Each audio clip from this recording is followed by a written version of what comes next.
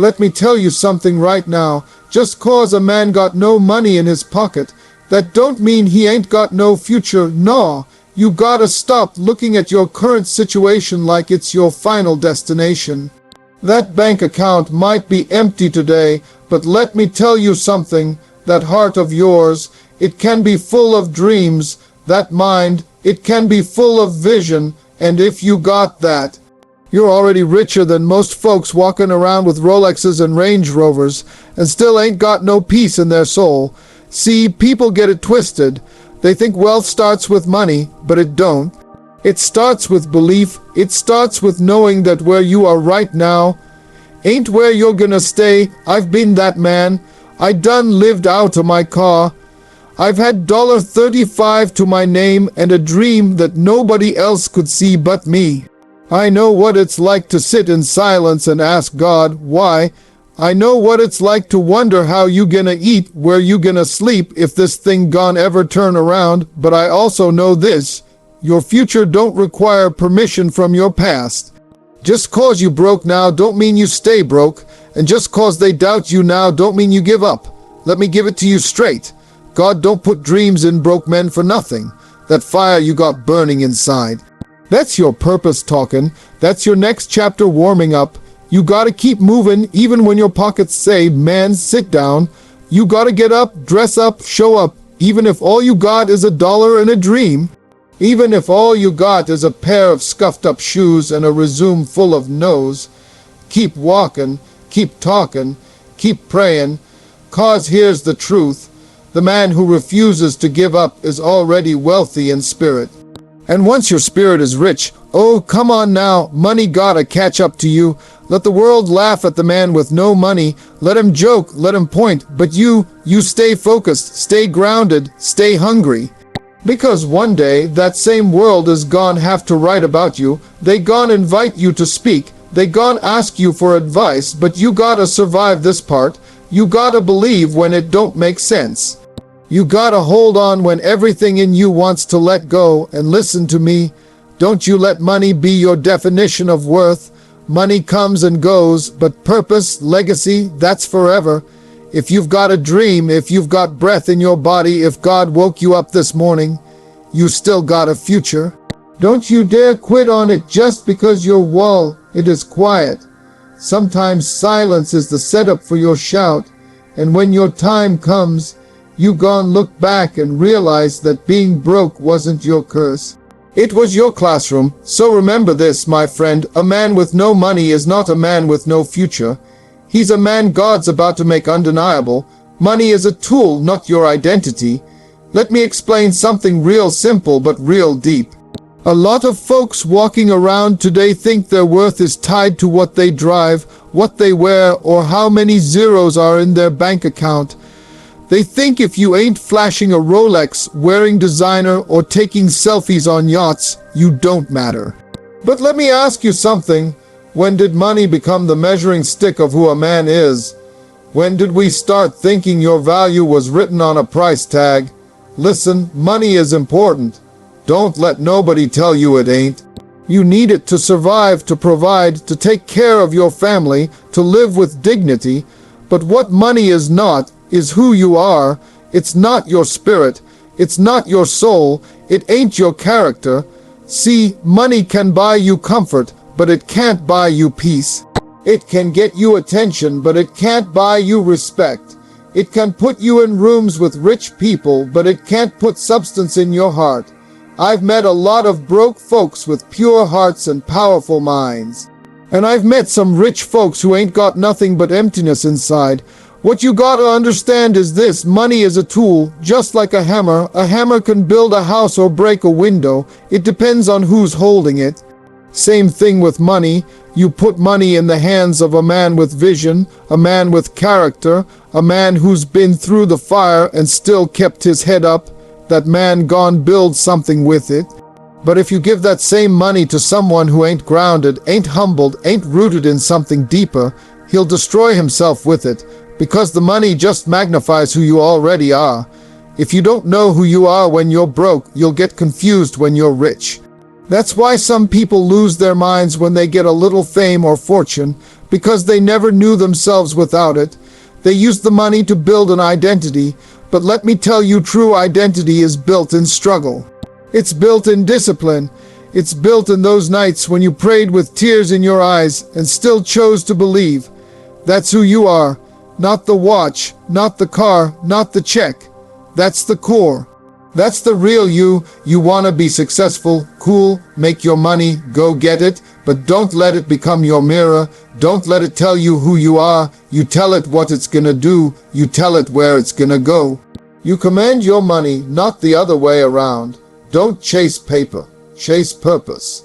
Let your character be the currency that leads the way.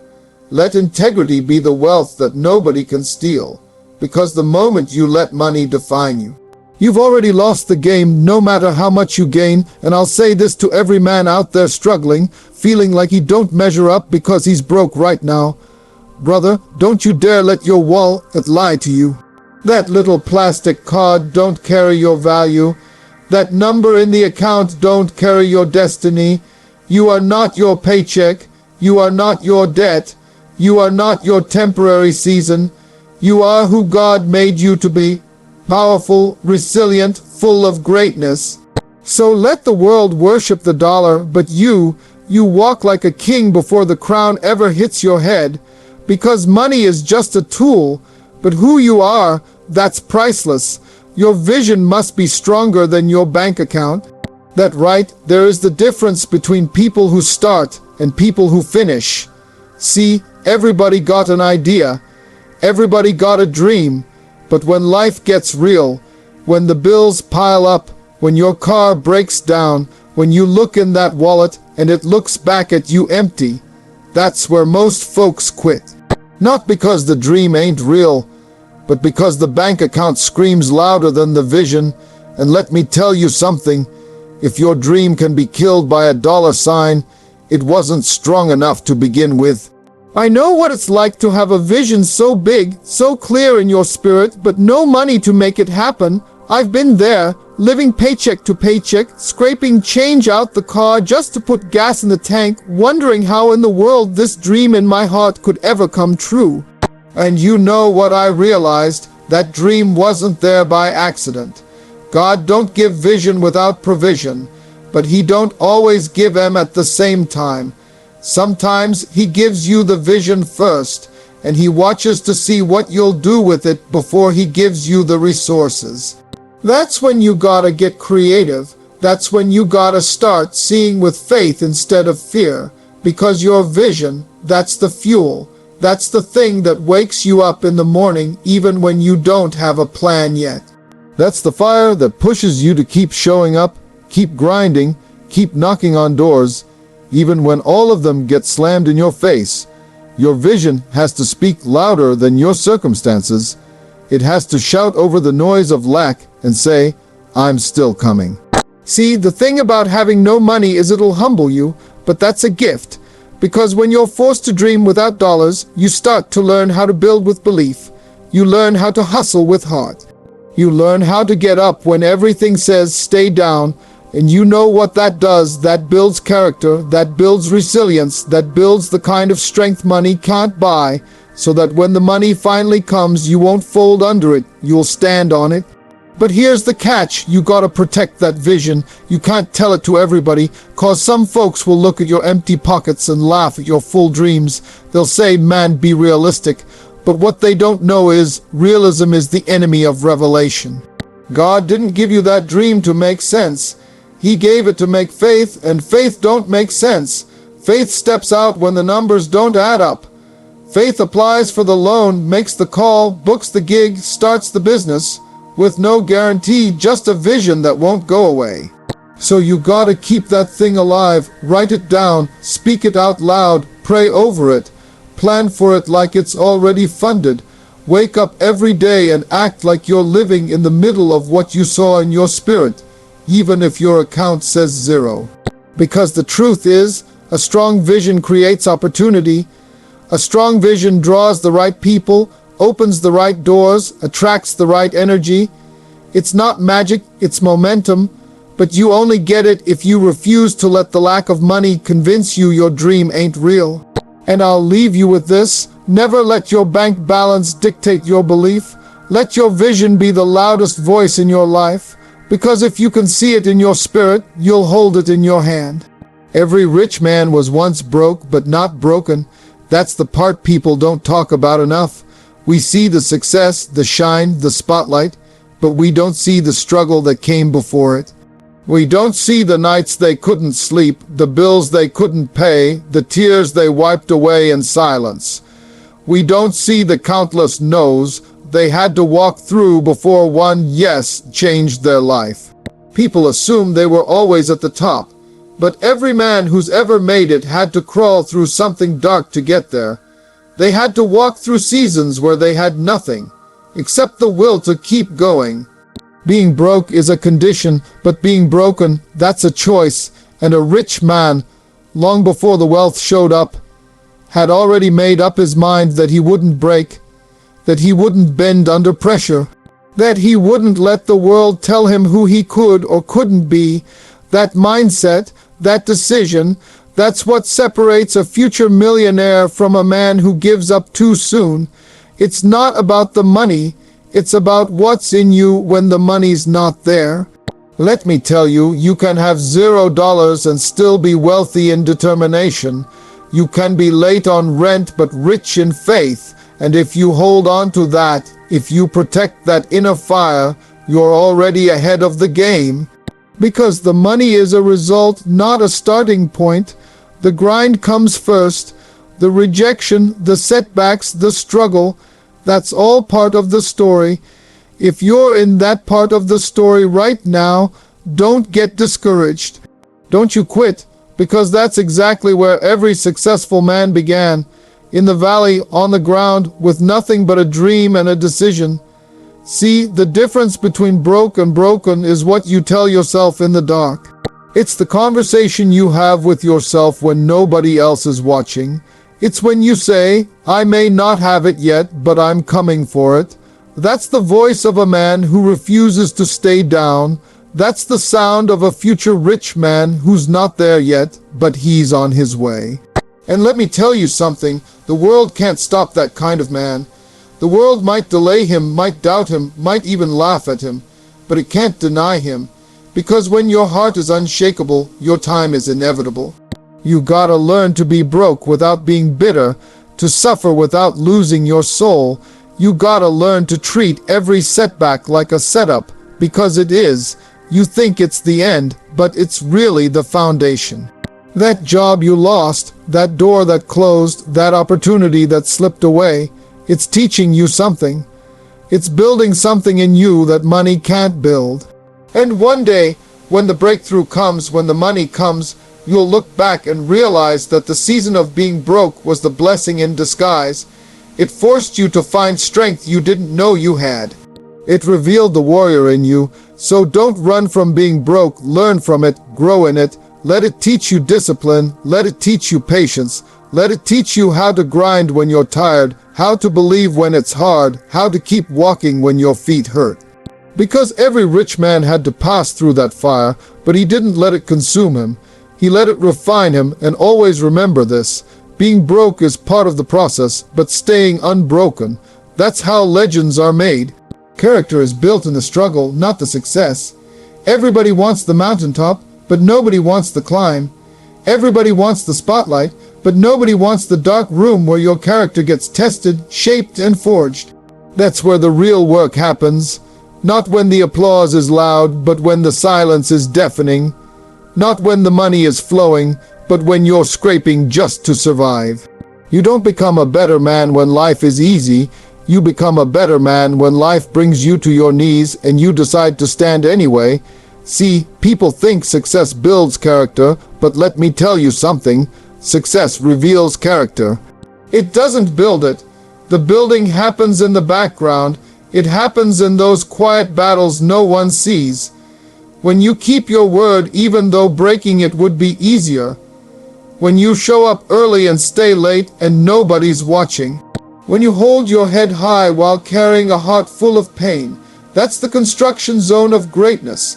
That's where integrity is formed. The struggle is uncomfortable, I know. It breaks you down in ways you didn't see coming. But it also breaks off the things that don't belong.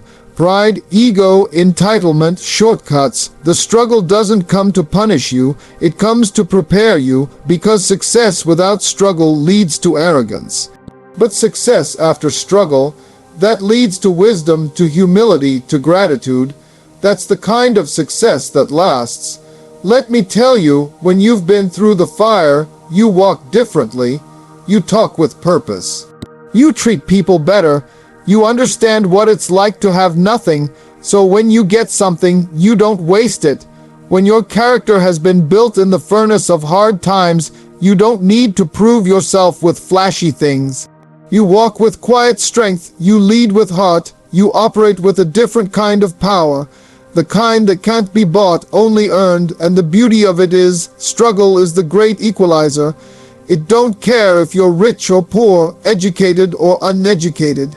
Everybody will go through something that tests their soul. What separates people isn't who struggles and who doesn't. It's what you do in that struggle. Some people run, some blame, but a few, a chosen few. They dig deep. They decide, I'm not gonna come out of this bitter. I'm gonna come out better.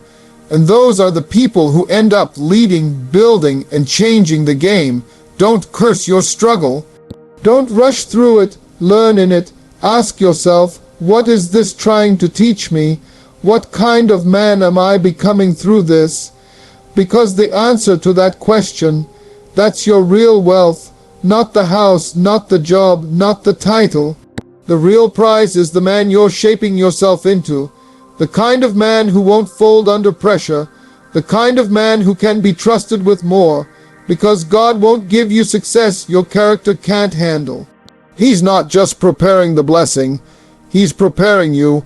So if you're in the fire right now, just know, this isn't the end. It's the beginning of something deeper. This is the moment that's building the foundation for everything coming next. Stay the course, keep showing up, keep believing, because struggle doesn't destroy the right kind of man, it defines him. And never forget this, real strength, real character, real greatness. It's born in the storm, not the sunshine. God sometimes strips you to build you. That's one of the hardest truths to accept when you're in the middle of the pain. When life starts falling apart, when the job is gone, the money dries up, the relationship ends, and everything you thought was solid starts to crumble, it's easy to feel abandoned. It's easy to say, God, why me? But what if I told you it's not punishment? It's preparation. What if the stripping away isn't meant to break you down, but to break you open, to open up something greater inside of you that success could never touch? Sometimes God has to take away what you're leaning on just to show you what's really holding you up. We hold on to people, positions, comfort, titles, routines, things we think define us, but those things can't carry the weight of your calling. They're too small for where you're going, and so God in His mercy starts removing the scaffolding. Not because He wants to hurt you, but because He wants to build a foundation that won't collapse, and that foundation starts with you, the real you. Not the version of you that's been propped up by public approval, by appearances, by temporary success, but the raw, authentic, stripped-down version of who you are when there's nothing left to prove. It hurts. Oh, it hurts like hell. The stripping season feels like everything's going wrong. It feels like rejection, like failure, like being forgotten, but that pain is not without purpose. God knows exactly what He's doing. See, when He strips you, He's pulling you out of the shallow and pushing you into the deep. He's removing what's unnecessary so you can carry what's essential. He's not focused on your comfort. He's focused on your capacity. He's enlarging your heart, stretching your faith, and teaching you how to depend on Him, not on the things that can be taken away. You see, if He didn't strip you, you'd never know your strength. If He didn't take it away, you'd never realize it wasn't really for you to begin with. Some losses are actually rescues in disguise. Some endings are actually beginnings that your eyes just can't see yet. But God sees the whole picture. He knows what's up ahead. And sometimes the only way to get you there is to remove what's in the way. even if that thing feels good, looks right, or once worked. That's not cruelty, that's love, that's divine strategy. Look at anybody God ever used mightily, and you'll see a season of stripping. Joseph was stripped of his coat, thrown in a pit, and sold into slavery. David was stripped of comfort and hunted by Saul before he ever wore a crown. Even Jesus was stripped, beaten, abandoned, and nailed to a cross before glory ever came. Don't tell me the stripping ain't part of the process. It is the process. It's how God rebuilds you with the right materials: faith, humility, obedience, trust, resilience, and power that doesn't shake when the world shakes. So if you're in a season right now where everything's being taken from you, don't panic, don't fall apart. This ain't the end of your story. It's the start of your purpose. God is not subtracting to punish you. He's subtracting to multiply you. He's removing to replace. He's cutting back so you can grow. You may feel like you're losing everything, but you're actually gaining the man you were always meant to be. And always remember this: when God strips you, it's only because He's about to dress you in something greater.